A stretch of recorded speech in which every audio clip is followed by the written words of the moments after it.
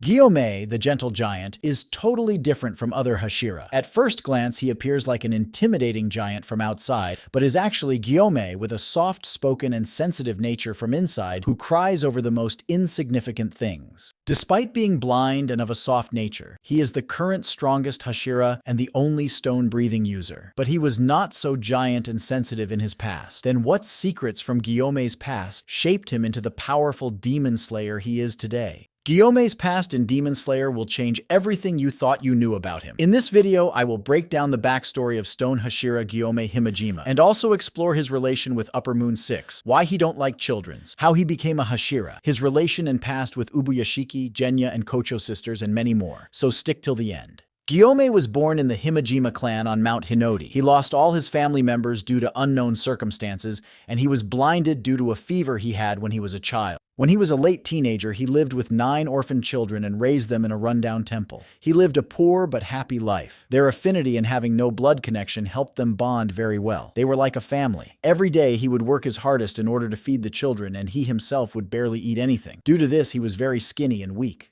The area of the temple was well known for demon attacks, so Gyomei had always burned wisteria incense at night to ward off any demons that would harm him and the children. Wisteria flowers are harmful to demons. By growing wisteria flowers or burning wisteria incense around a house, one can ward off demons that would harm them. One night, one of the 9 children disobeyed the temple rules and ran beyond its borders. He then encountered a demon, and in order to save his own life, he betrayed his own friends who treated him like a family. He made a deal with the demon that he will lead him to a place where the demon can eat 8 more children if he spared his life. After night fell, he went to the temple and put out the wisteria incense. Then he invited the demon into the temple. 4 children were immediately killed by the demon, and the remaining children insisted on escaping the temple, ignoring Gyomei's orders, and were killed by the demon as well. Gyomei thought that because of his blindness, the children don't trust in his ability to protect them.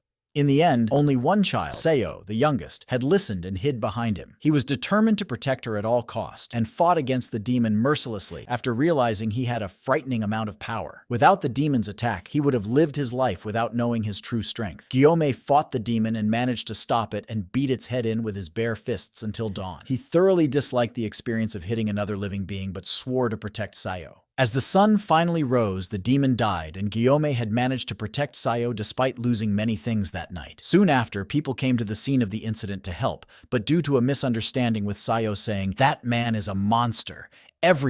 He killed everyone." The villagers thought she meant Gyomei and not the demon, since the demon's corpse had disintegrated in the sun and he was sentenced to death. This was heartbreaking for Gyomei because he wished that Sayo would at least be thankful and grateful for his actions of fighting and protecting her. However, he understood that the child would have been thoroughly confused due to all the chaos and would not have meant to unintentionally frame him.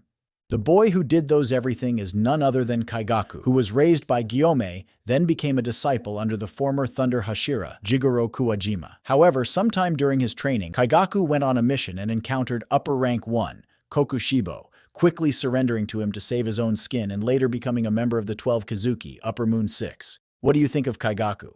Tell me in the comment. When Gyomei was about to get executed, he was saved from execution due to an intervention from Kagaya Ubuyashiki. Kagaya petitioned for Gyomei to be spared from execution after he was wrongfully assumed to have been the killer of the children he cared for at their temple. Shortly afterward, Gyomei became a member of the Demon Slayer Corps and became the Stone Hashira within a few months. Gyomei is grateful to Kagaya and greatly respects, especially when he spends time getting to know him a little more personally. It can also be inferred Kagaya trusted Gyomei, and Gyomei was Kagaya's confidant, as the core leader only shared with Gyomei about his plans about sacrificing himself. After several months of becoming Hashira, Gyomei saved 2 little girls from a demon, whose parents were killed by this demon. And those 2 little girls were none other than the Kocho sisters, Kanai Kocho and Shinobu Kocho. The sisters stayed with Gyomei for several days, and despite their insistence on learning how to slay demons, Gyomei refused to teach them how to do so. However, he was later impressed by their intelligence and their speed, although they were not physically strong enough for stone breathing. Instead, he introduced them to water-breathing cultivators, but they were unable to master water breathing. Instead, they developed their own breathing based on their strength. Like Kanai developed flower breathing and Shinobu developed insect breathing.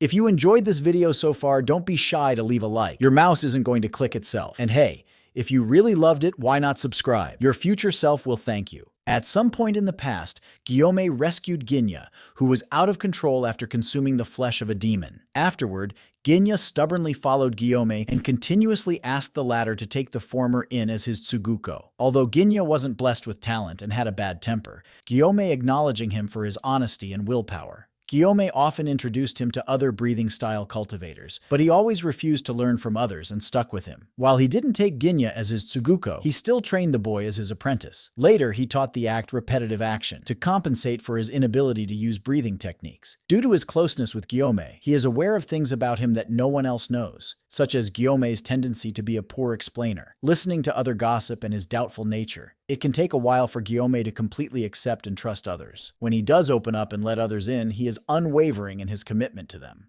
Guillaume greatly values the principles that allowed him to achieve his status as a Hashira, rejecting Kokushibo's offer that he must become a demon in order to preserve the physical abilities and skills he had devoted himself to, and retorts his statement by saying that being a demon slayer means accepting the fact that seeing tomorrow is not guaranteed, and that no one can become a Hashira with Kokushibo's half-hearted resolution. As with Kyojuro Rengoku, the Stone Hashira also believes that living and dying as humans preserve one's dignity, and he even took the upper rank statement as an insult and demanded the demon does not force his self-righteous belief onto him, further accentuating how dearly he holds onto his values. Got something on your mind? Drop a comment below. I read them all. Well, most of them. Before ending the video, did you know all about water breathing? If not, then watch this video instead.